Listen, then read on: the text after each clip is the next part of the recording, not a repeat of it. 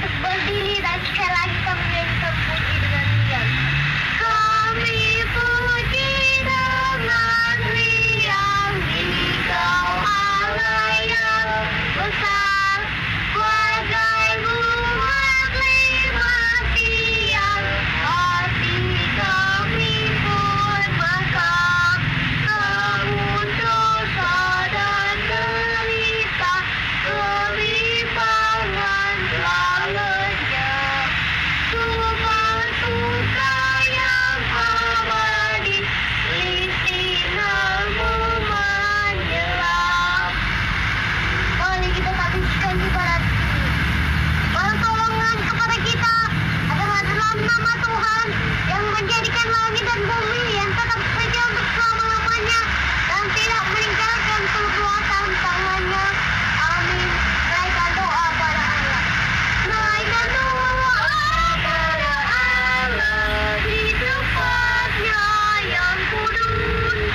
Sembah Dia yang kita sembah, Allah yang Maha Kudus.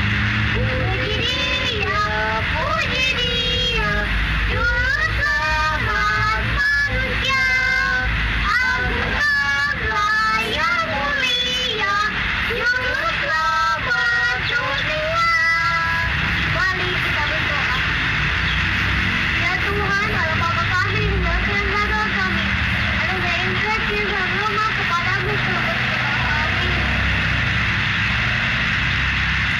Kita akan baca Alkitab yang terdapat dalam Yohanes 3 ayat 16.